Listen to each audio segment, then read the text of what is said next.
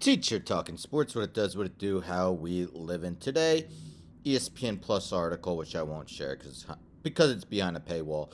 But they did an article in which they named the NFL's top 25 under 25, ranking best players 24 years old or younger. So, in order to qualify, players need to be 24 years old or younger on November 29th, 2022.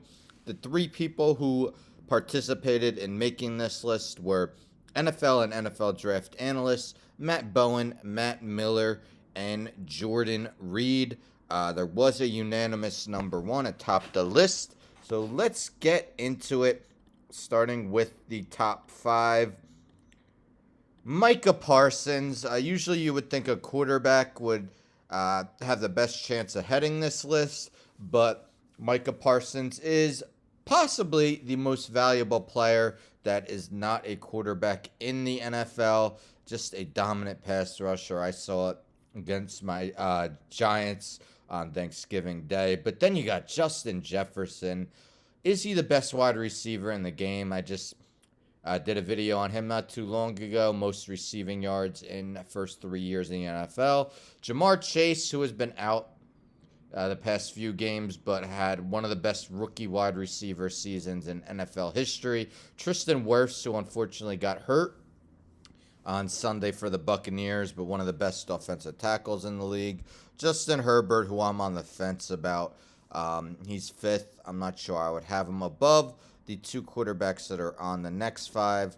We got Quinnen Williams, number 6. Man, the Jets are one of the biggest surprises in the league. Their defense has been stout, and it's led by Quinnen Williams, man in the middle, just a dominant force at defensive tackle. Rashawn Slater, who might have been on over Tristan Wirfs had he not gotten hurt, I believe, in week 3, and will miss the rest of the season. Patrick Surtain, the second, one of the best cornerbacks in the league this year. Again, a little bit under the radar because the Broncos are not faring well. It's not the defense, though. It's Russell Wilson and the offense.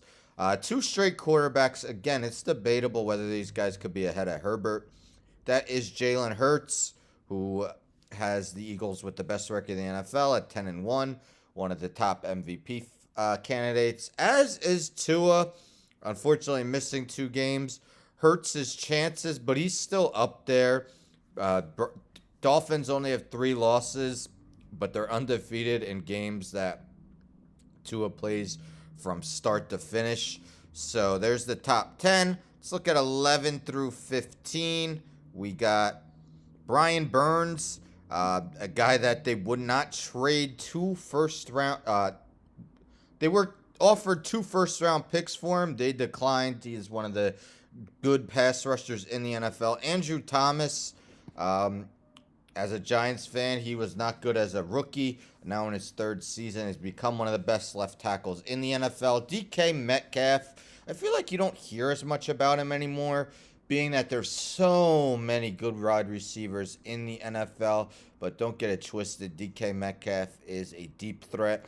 Jalen Waddle, Tua was 10th, Waddle's 14th. Him and Tyreek Hill could arguably be the best wide receiver tandem in the NFL for a team. And Trayvon Diggs, of course, a ball hawk, had 11, 12 interceptions last season. Let's look at 16 through 20. We got Rashawn Gary.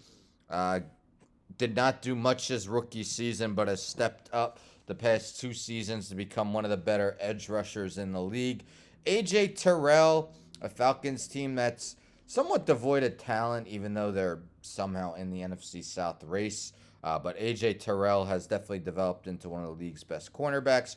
Jonathan Taylor probably would have been higher on here if he duplicated his season from last year. Has been much more of a struggle in 2022. C.D. Lamb, probably in line for a second 1,000-yard season. Sauce Gardner, arguably could be the Defensive Rookie of the Year favorite. I'd probably have him higher on here. Sauce Gardner might be a top 10 cornerback in the league already as a rookie for the Jets.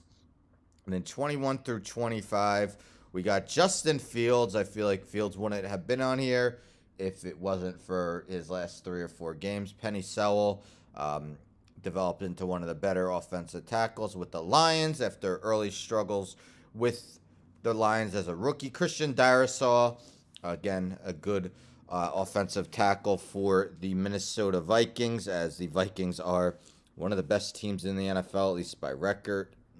Ignore that Dallas game they had. Kyle Pitts, unfortunately, his numbers don't look that great because the Falcons just don't have any passing game. Sorry, with Marcus Mariota, they've relied much more on the run. Kyle Pitts is just a freak of nature at tight end. I hope to see him and Drake London get more opportunities next season for the Falcons. And Antoine Winfield Jr. Ends the list at 25. The safety is 24 years old. Has 3 sacks this season for the Buccaneers. There you have it. The top 25 players under 25. What do you guys think? Do you agree with the top? Would you have Justin Herbert over guys such as Tua and Jalen Hurts? Would you have Justin Fields over Trevor Lawrence? So Trevor Lawrence did not make the top 25. I personally would have Trevor Lawrence ahead of Justin Fields. Yes, I get Justin Fields has put up ridiculous numbers, especially the fantasy owners, but I think Lawrence should have been on over him. I would take Lawrence over Fields right now. And Creed Humphrey. Creed Humphrey could be the best center in the NFL. He was not on the list. That's a little bit surprising. But anyone else I didn't mention, like Amon-Ra St. Brown, another guy who could have been on here. Let me know in the comments who you think might have gotten snubbed or who was too low or too high. But don't forget to subscribe, like the video, share the video, hit the bell for notifications. I'm out.